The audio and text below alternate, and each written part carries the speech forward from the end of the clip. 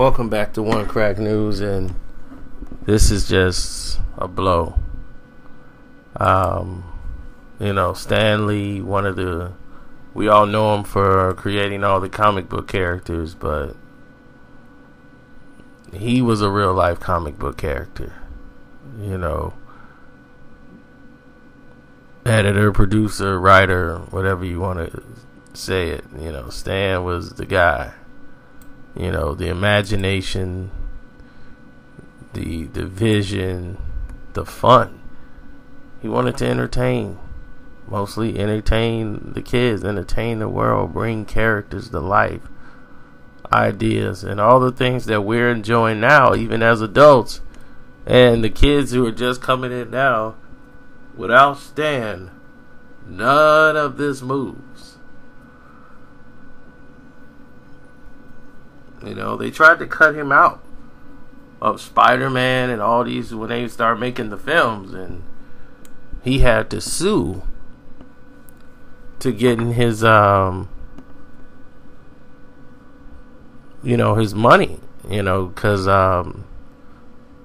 there was a whole thing going on during the comics back in the 60s and 70s, and as more lewd things became common and okay, the comic book world had a thing that they called the Comic Code of Authority, leading to updating the policies and all that. So when the standards were changed, he fought during that era to try to win, that over. But during his retirement from Marvel, he remained a public figurehead. We know him from creating the Hulk, Spider-Man, and Daredevil, Fantastic Four, the X-Men, and all that stuff. But he had done so much just for other people who came up inspired by him. Him, Jack Kirby, and all those guys,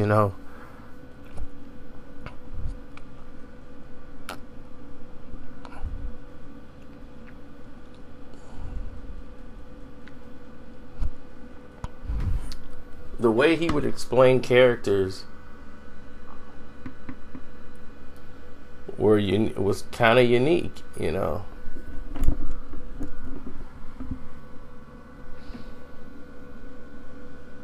was quite interesting, in other words, how he would explain characters and explain himself. In other words,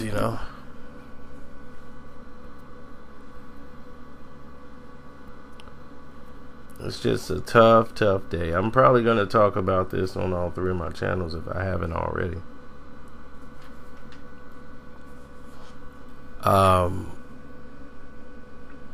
Stan's wife passed away recently. She died last year, and he hasn't been the same since. He's been very depressed. They did everything together. That was literally his best friend. And when she passed away, he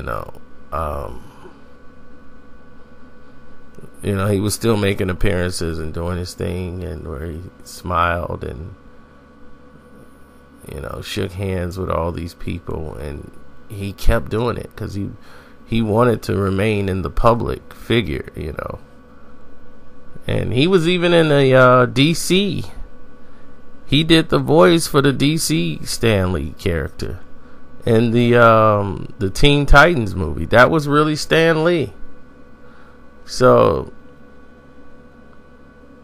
it became just a funny thing to see him in there. But Stan served in the army, and when he first started out, he was drawing and doing comics, but he was in the army drawing. And cartooning, writing manuals, training, slogans. So all of his knowledge of all the wars that you see in the comic books come from the strategy of the military. He was in the 3rd U.S. Infantry Regime, so when he was making all these stories, and they were war, and all the tactics of fighting with Red Skull and and all the things he was doing with Captain America. It's a soldier story. But who was best to tell it than somebody who was actually a soldier?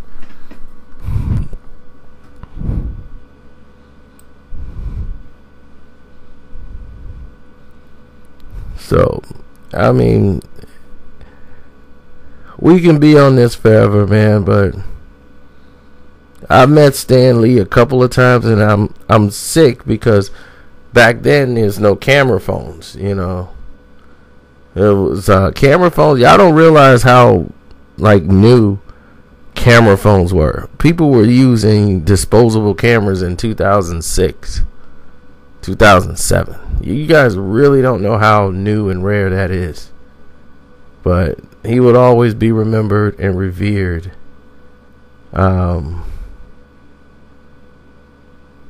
He's definitely on both sides of the fence. People forget his work with, Superman. He started out with DC. Yeah, a lot of you guys don't know. Superman, he worked with DC on a lot of different things.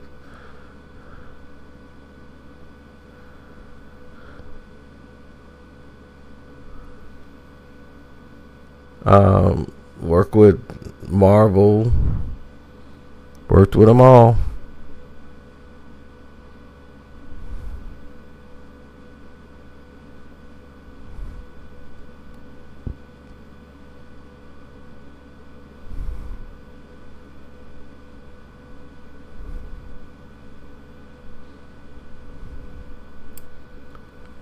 If anybody want to know anything more about him, pick up Excelsior, The Amazing Life of Stan Lee.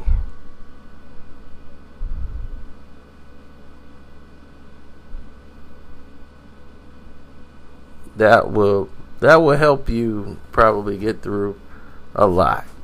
A lot of people.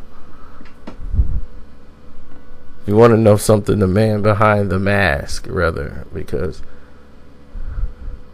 he was a guy who was so down to earth, but behind it was a guy who thrived on just making it. It's like, dude, I'm just trying to live another day.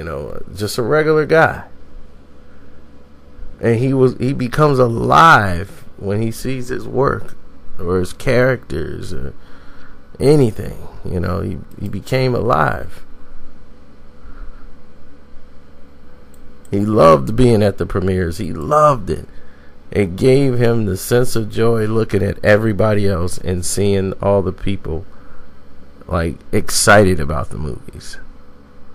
Excited about his projects that he created. Even though he's not the one making the films anymore, he's loving the direction and what he's doing with the imagination of the people, and people are rushing out to see him, and he was honored the way he should be, and I figure that was only right that they do that.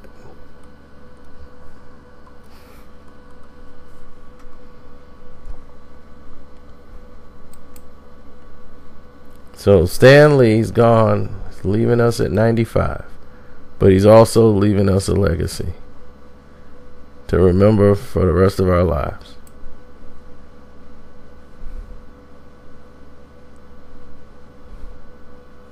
And I'm out.